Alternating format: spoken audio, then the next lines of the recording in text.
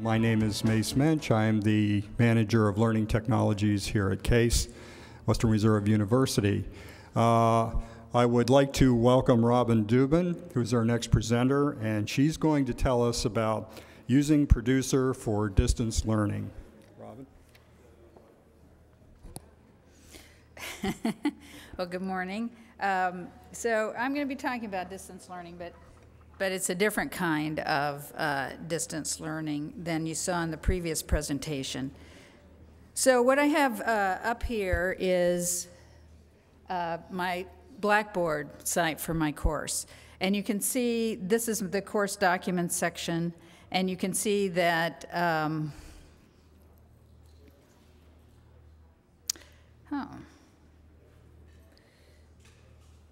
something happened, hang on.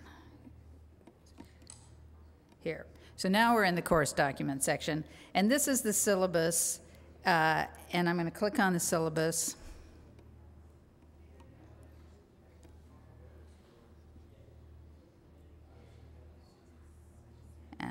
And you can see in the syllabus, if I scroll down a little bit, that this, by the way, is for an EMBA class that is a hybrid format. So we have some distant component to this and also a face-to-face component, but there's very limited face-to-face time. So as a matter of fact, I only meet these students 3 times during the semester. So what I've done is I've created these modules, and each module consists of a reading assignment, these producer lectures, which I'm going to show you, and these are linked in the syllabus, and then a problem set on a website. So if I just scroll down to the one that I want to show you. So these are linked.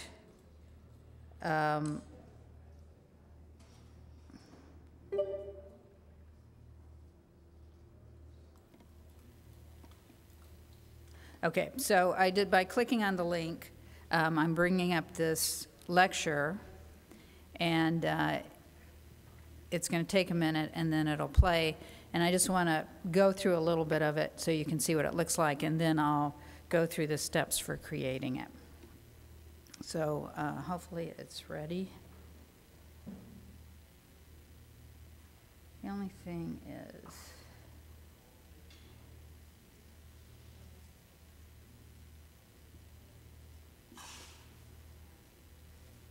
see, it's not big enough. This chapter is about 2 other types of market structure, oligopoly and monopolistic competition. Oligopoly is a market with just a few firms, and monopolistic competition is a market with many firms selling differentiated products.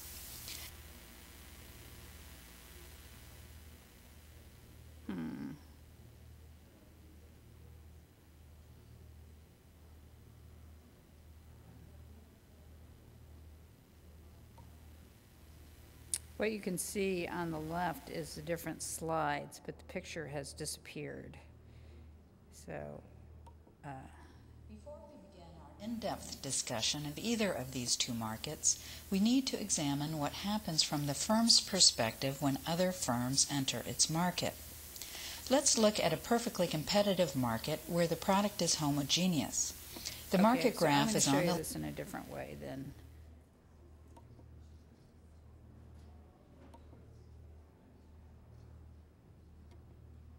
We'll just go right into producer.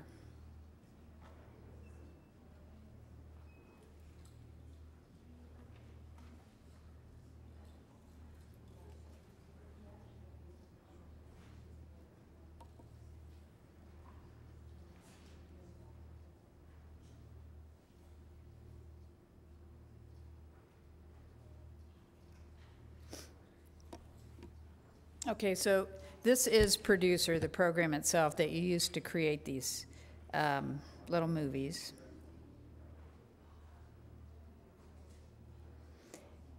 And in Producer, you can play them.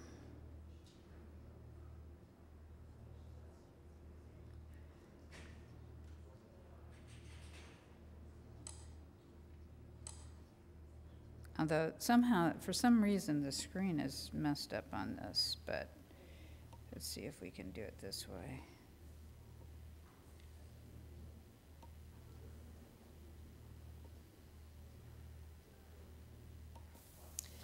This chapter is about two other types of market structure, oligopoly and monopolistic competition. Oligopoly is a market with just a few firms, and monopolistic competition is a market with many firms selling differentiated products.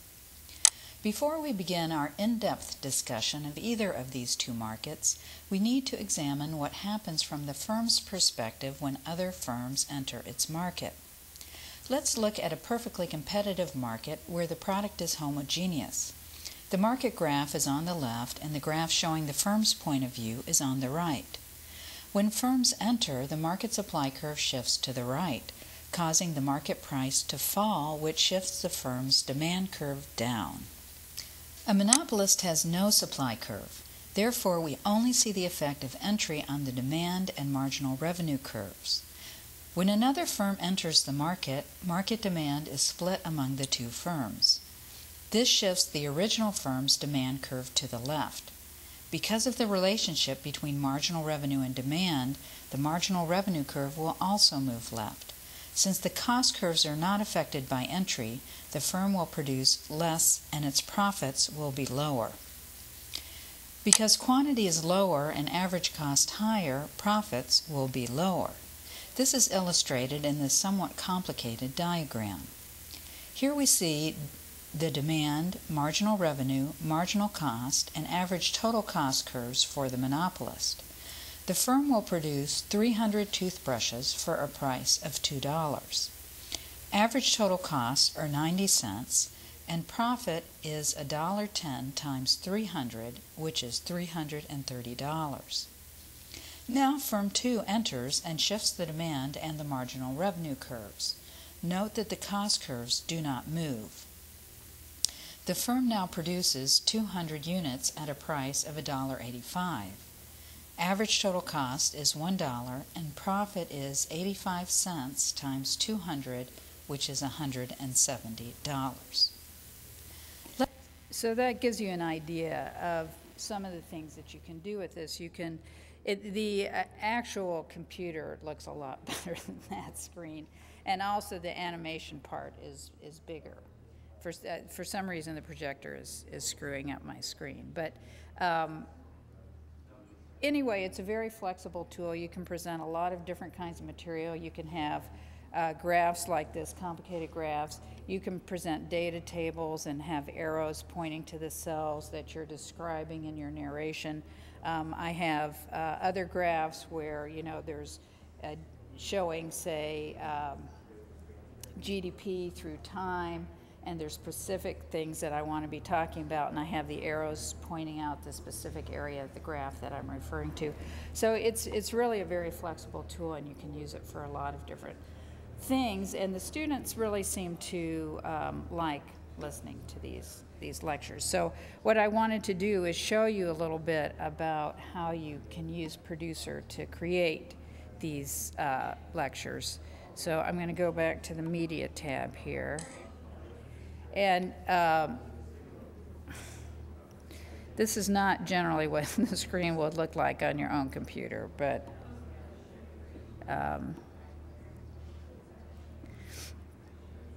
so in the these are the components of this. So there is slides, and in the slides, this is the actual PowerPoint.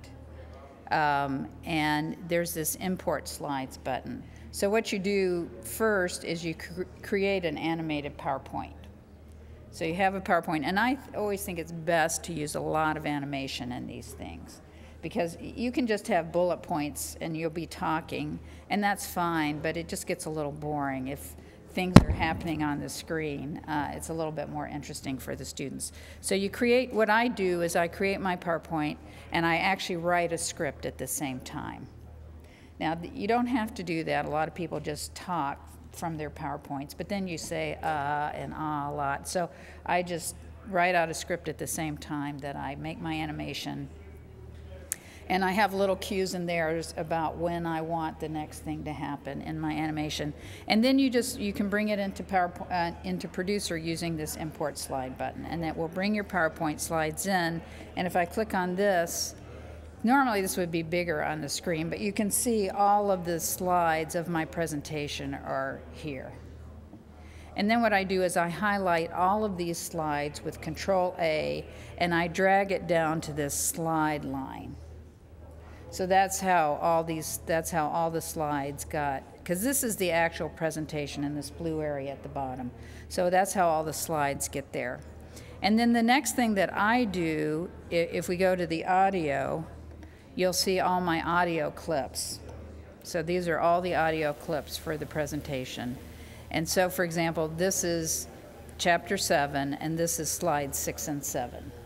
That's how I've organized it. And I find it's better to record in pieces rather than trying to do the whole thing at once. Now, you can record these things outside of Producer, but Producer has the ability to actually record. If you hit this capture button here, let's see, then you can actually record. So the capture button, I could try doing it. Sometimes it crashes the computer, but we'll see if it'll work. Yeah, so, so for me, I would just narrate the slides with audio. Or actually what I do is I do the audio only. And then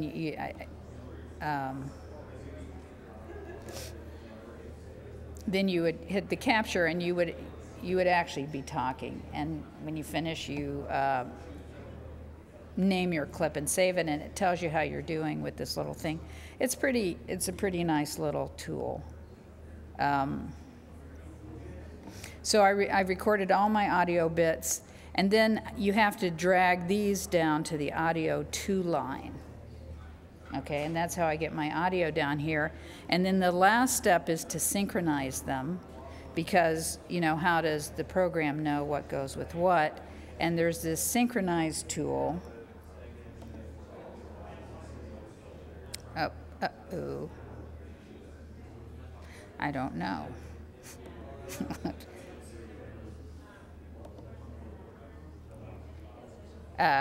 So this is the synchronize thing, and I don't want to do it really because it will mess up my thing. But what you do is you have two choices. You can actually set the slide timing, and if I did that, I would press play, and then there would be a little button that would either say next slide or next effect, depending on what was coming up.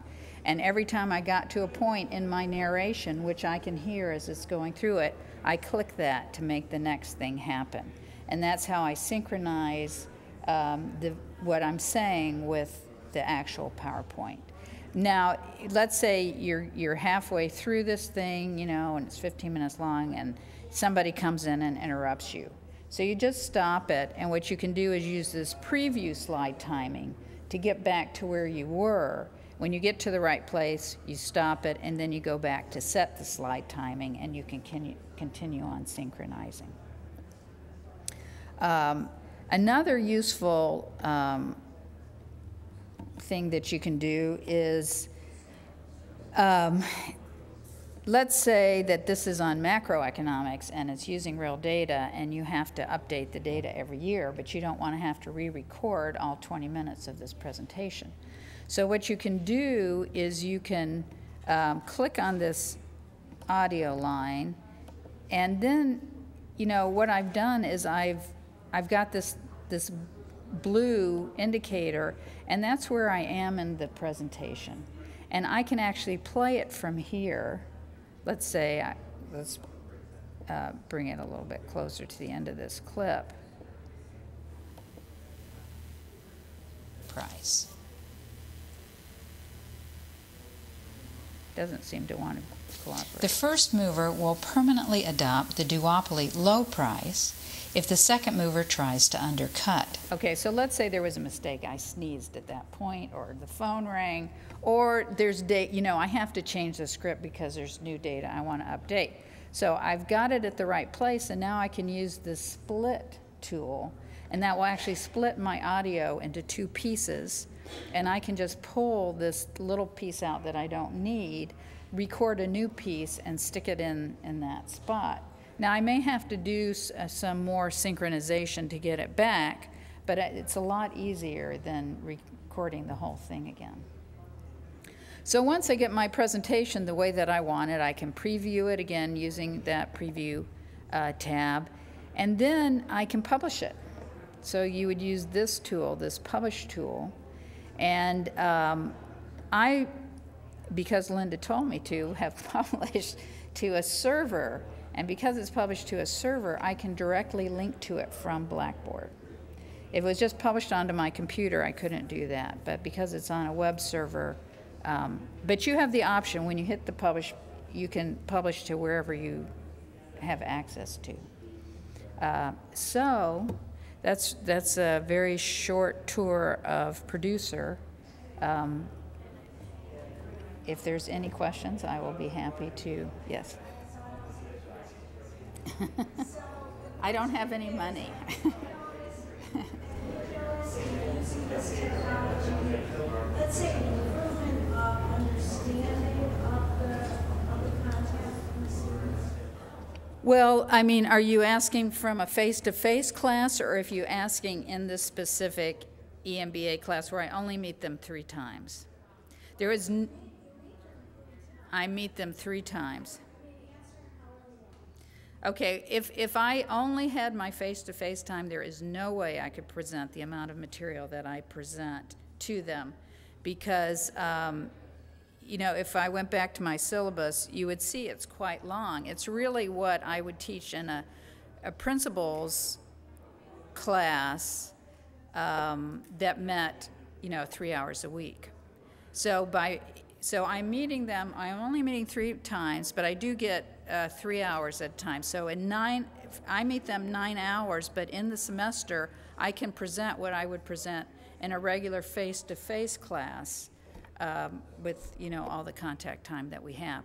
So I think it's a tremendous tool. I would not even attempt to present that much material without this particular tool. I could have them do readings, but I would have to cut way back on the content. But they can work through it. I mean, there's 2 tools that I have that I really like. One are these producer lectures, and then I have a website for homework. And the website is really nice, number one, because I don't have to grade the homework. The computer does, but it lets them practice.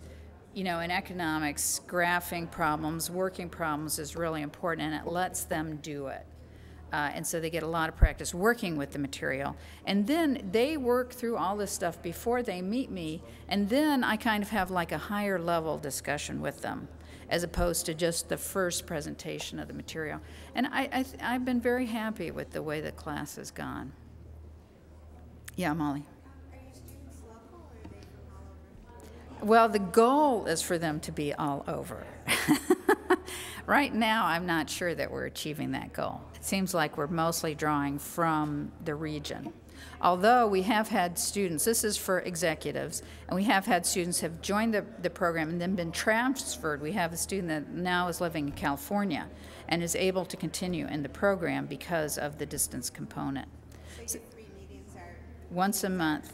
once a month, it's not like beginning from Well, so, you know, a semester is about 3 months long, so once a month they come for a residency, which, you know, means they don't have to come to Cleveland that often, and that they could be fairly far away and still do the program. That's the intent.